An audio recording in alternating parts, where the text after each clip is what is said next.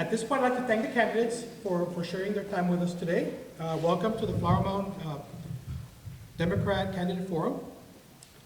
This event is being, This event is being Facebook Live, and it's also being recorded for future use. So if you guys don't mind, even though this microphone doesn't work here, it's supposed to be working for those things over there. So if you don't mind speaking into the microphone. Concerning the format, we're going to have a 90-second introduction. So you each will have 90 seconds to introduce yourselves, talk about your positions or whatever you'd like. And then after that, we'll have the question portion of the event. You guys will each have 60 seconds to respond to specific questions that I have. At 45 seconds, they're going to flash what? Okay. They're going to flash the plate at 45 seconds. Sorry, our timer went off. And then at a minute, you'll flash it again. And at that point, you should be wrapping up. I ask you guys to try to adhere to that as much as possible to give each candidate a fair chance to speak. And then at the conclusion, we're going to have a 90-second wrap-up. You guys can talk about your candidacy or whatever you'd like to discuss. Now, during the 60-second questions, and actually throughout, I'm going to be going back and forth as to who answers first. So every time you have a microphone, you'll have it twice in a row.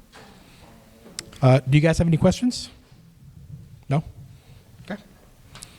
So with that, I'm going to give you Chris Brown for place 5, 90 seconds. Stand up. Chris Bowen, sorry. Bowen. Yeah, you can do whichever. It'll capture if you're sitting up, sitting down. Right. Most candidates have stood up, but it's your call. Okay. How you guys doing? My name's Chris Bowen. I am a local business owner here in Flower Mound and Louisville resident. I am running for LISD Board of Trustees, place 5.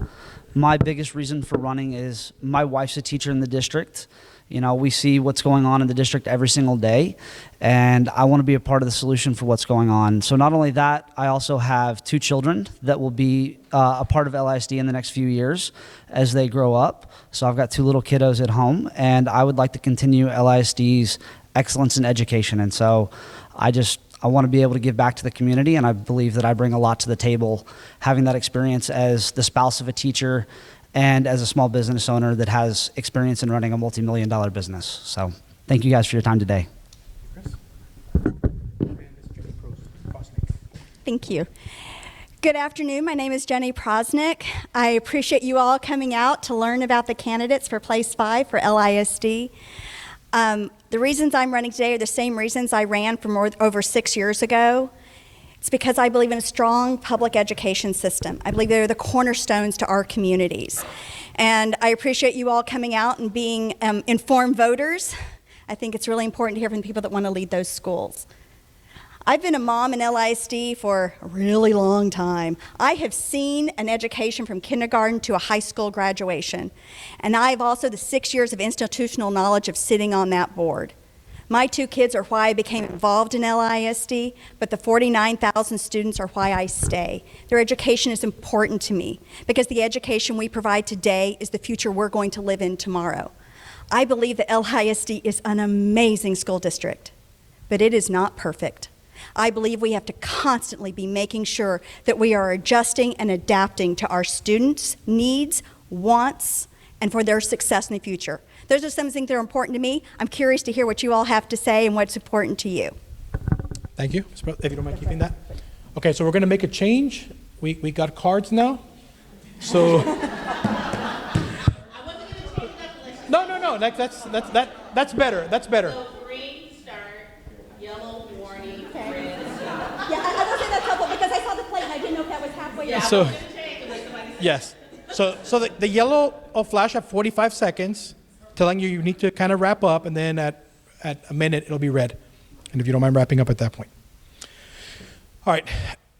Adequate staffing continues to pose a challenge for the school district. What would you propose to attract, hire, and retain a more diverse and qualified teaching and administrative staff? I'm assuming it's me, right? Yes. Okay. Yes.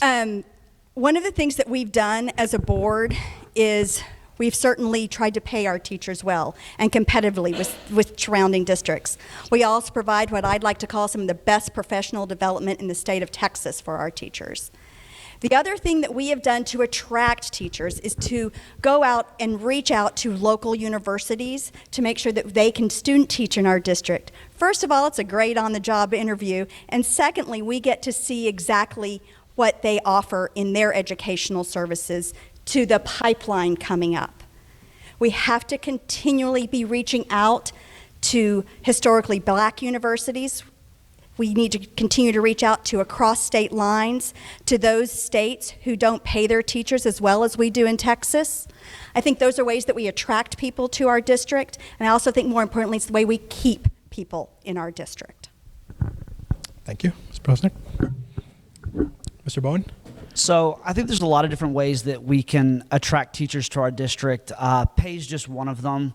You know, pay is always talked about when it comes to why teachers are leaving the profession. I do think that they need to have a raise. What amount that is, the board will figure out.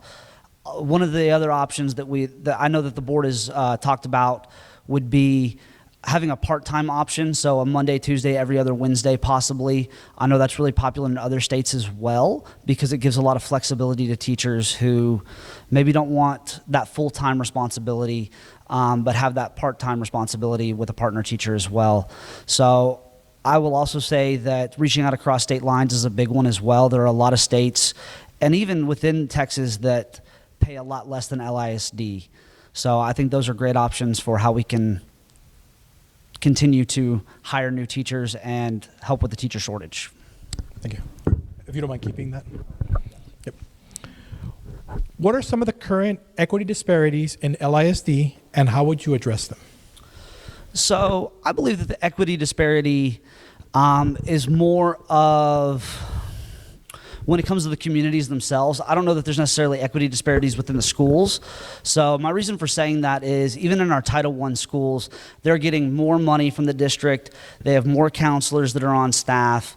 They have more they have CIS on staff as well. So I do think that those schools are getting the necessary things that they need, but I would say that the equity issues come from the socioeconomical standpoint of who's in those schools. And so I don't know that there's anything from a district perspective that can be done as far as that goes. Maybe something at the legislative level, but not at the district level, in my opinion. Thank you, sir. I think you meet students where you find them, and you support the students that need extra supports and extra wraparound services with those services.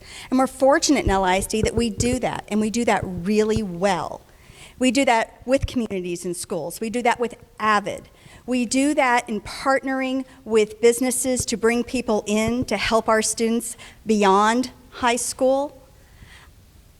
The equity is about making sure that every student gets what they need to be successful. That's it. That's bottom line.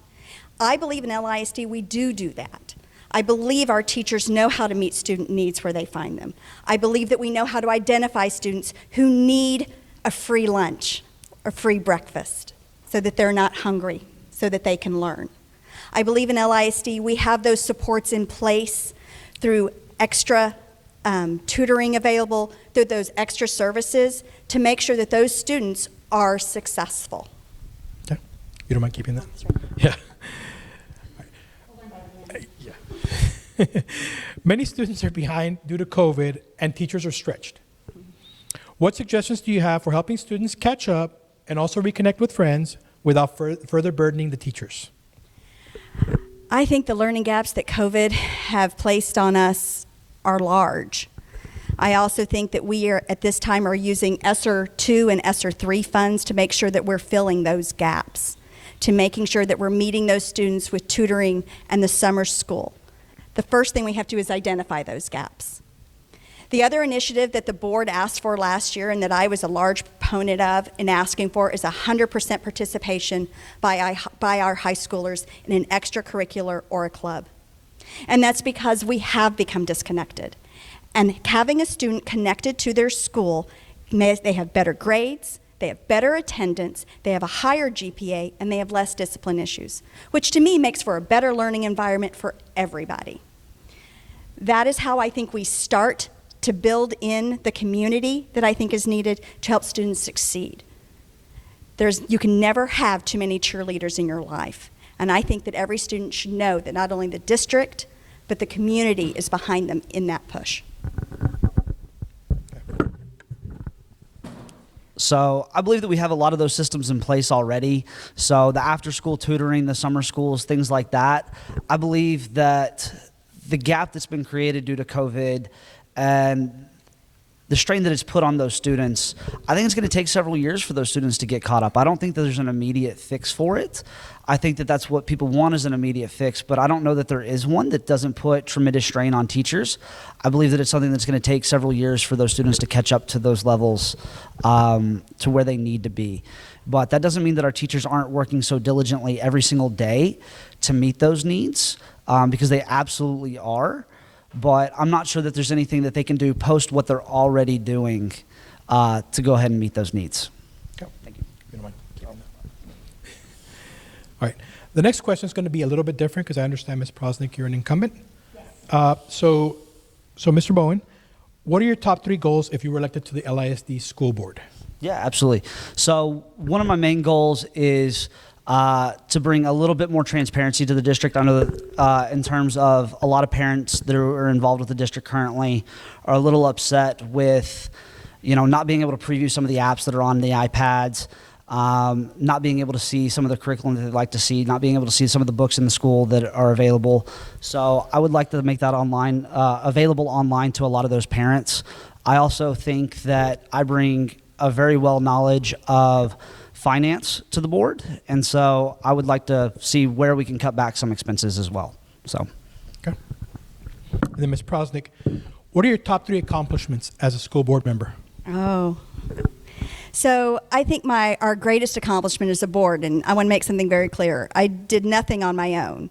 I did everything with the 6 other people that I have the privilege and honor of serving with.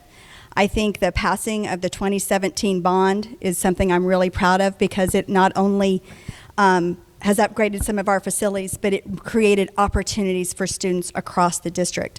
Programs are now available to every student across the district where they were only available to some students in the district.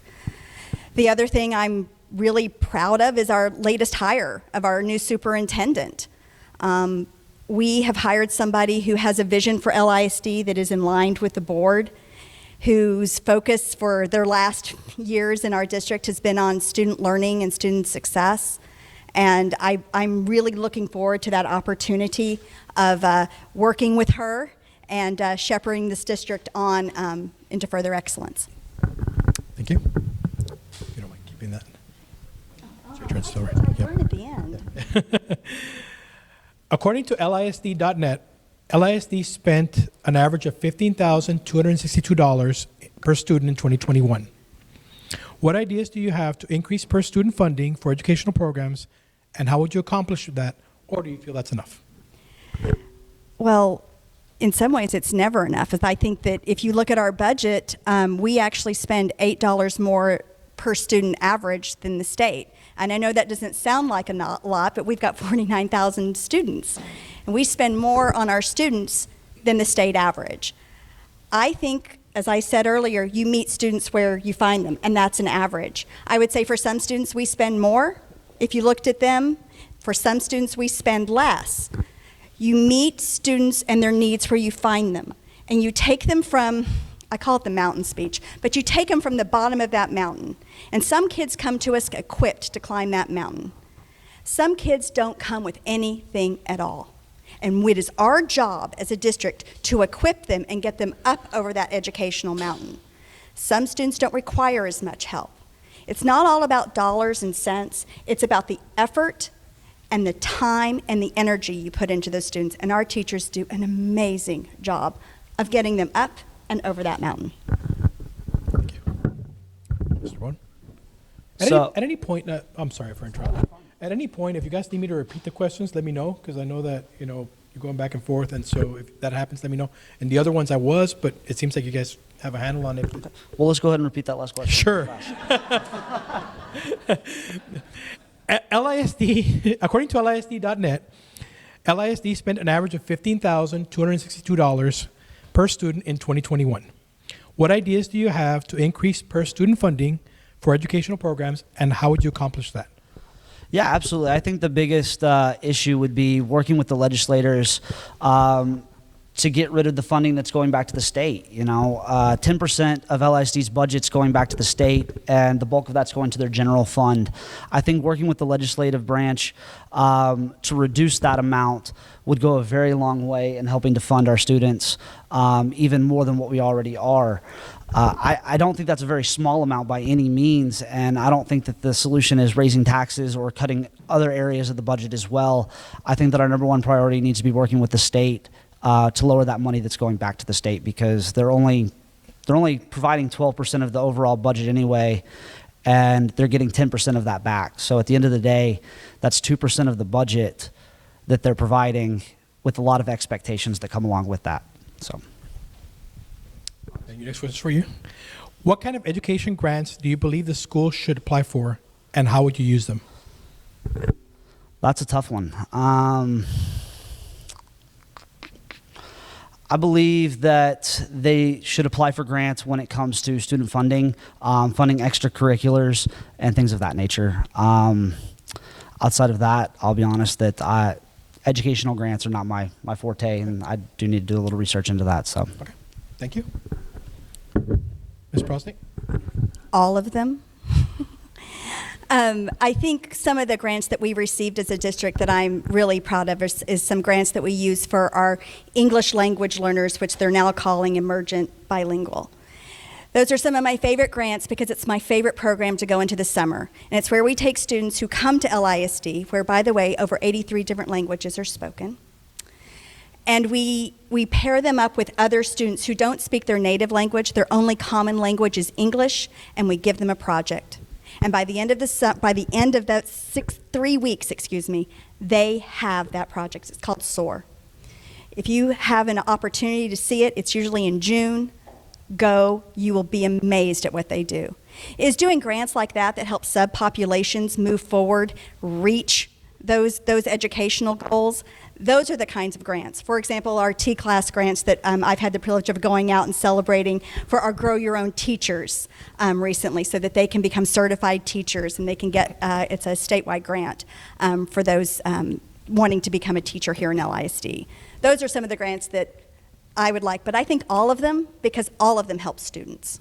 Okay. Ms. Proznik? LISD currently employs a Director of Equity, Diversity, and Inclusion. Do you support retaining this position? And if not, what alternatives do you propose? I support someone who is making sure, as the largest employer in Denton County, and helping us make sure that we are serving all 49,000 plus students in an equitable manner. I want to make sure that every student feels valued in our district. I don't want any student to feel disvalued. I also don't want any employee to feel disvalued in our district. We say this a lot, we're stronger when we're together, we're better when we're together, because I think when you have a lot of different voices in the room, I think you come up with better solutions. I think you come up with better programs. I think you serve your population better. We're a diverse population. We cover 127 square miles, and we're all are part of 13 different communities. And I think it's important to make sure that everybody feels like they have a voice in that room. Thank you. Mr. Bowen? Need me to repeat it? Yes, please. LISD currently employs a Director of Equity, Diversity, and Inclusion. Do you support retaining this position? And if not, what alternatives do you propose? I would not support retaining that position. I believe that through the district, we already meet those demands that's placed upon that position. I believe that we do have some diversity within our school district, and that we do meet those needs already. And personally, I don't see a reason for having that position. Okay. Mr. Bowen. How do you respond to a parent who wants a district to remove a book or set of books from classrooms or school libraries? So there's already a system in place that parents can follow if they have issues with a book. The start is talking to your school counselor, talking to your school principal, and then the district also has something if you feel that you need to go higher up than that already as well, where that can be brought to the district. Okay. Thank you, sir. Mr. Proznik? What Mr. Bowen spoke of is policy EF Local. And EF Local has been in our books for a really long time, and it is a way for a parent to challenge or question any of our learning materials that are in our libraries or that we use in our curriculum. I would say I've been on the board for 6 years, and every time we do an adoption, a textbook adoption, we have always invited the community to come out and look at the textbooks and also look at the supplemental materials that the board approves. I will be very blunt, they have not been well attended.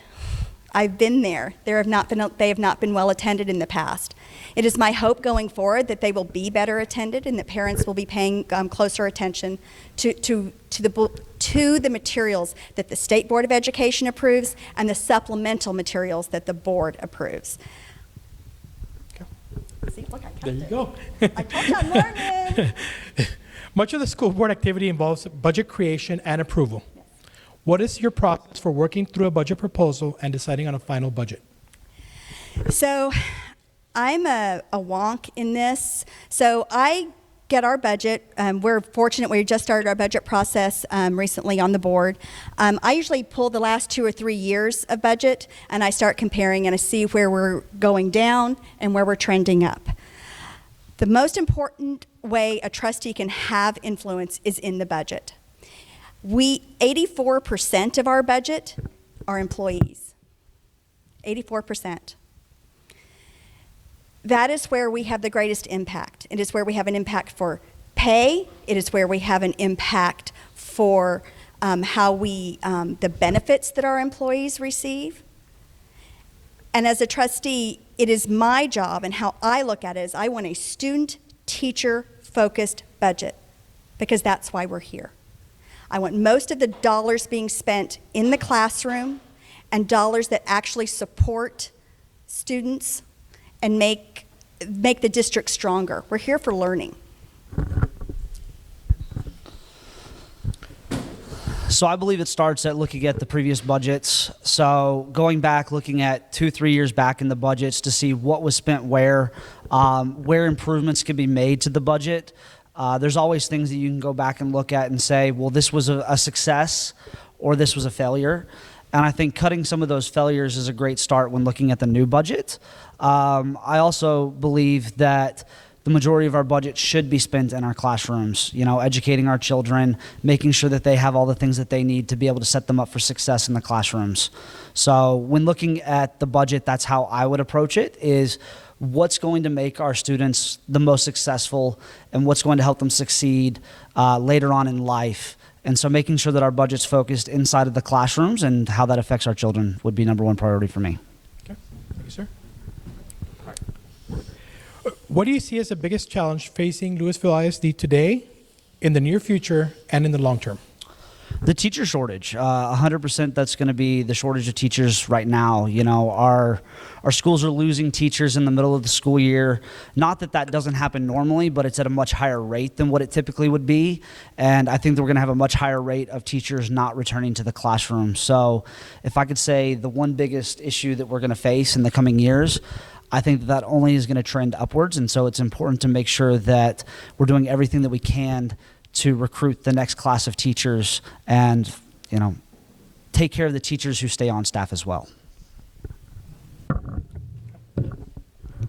I think I understood the question, so it's 3 parts. So the most immediate need, I would agree, is teacher shortage. And I think we need to address that as creatively as we can as a district.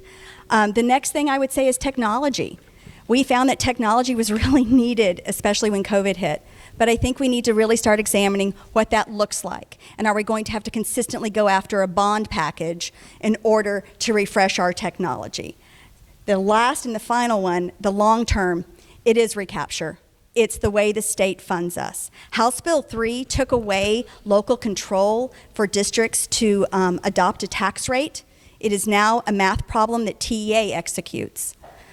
So we're going to be paying up to $67 million next year of your money that goes to the state. It doesn't stay here. And I think that is a long-term problem that we do need to discuss with our state legislatures and see if we can find solutions. Got a couple ideas. I'm going to run them by and see if we can find a way so that we can keep some of that money here in LISD.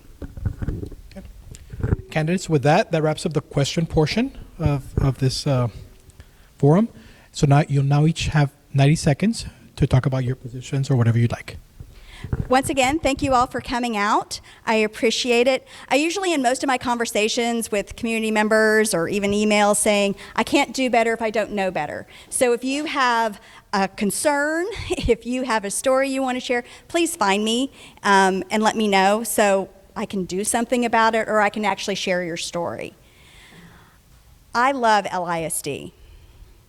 It is my home. And I've invested heavily in all 13 communities through nonprofits, through visiting our schools, through visiting our parents, and from being a parent in the district. I have seen LISD from kindergarten to a high school graduation. I know what it takes to get across the first graduation stage at high school and the successful graduation stages beyond. My name is Jenny Proznik. I'm seeking re-election to place 5 on the LISD school board, and I would appreciate your support. I just want to say thank you to everyone for coming out today. It's been an absolute pleasure. Love the questions, love the policy questions. That's been fantastic. If you guys have any questions for me, I would love for you to reach out via email, phone call. My email and cell phone number are both listed on my website, so if you guys have any questions, please feel free to reach out. It's been a pleasure speaking with you guys today. So thank you very much. I'm Chris Bowen, and I'm running for LISD Board of Trustees, Place 5.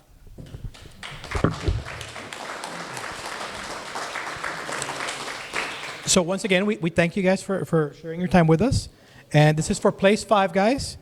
Jenny Proznik and Chris Bowen. Thank you, guys. Thank you.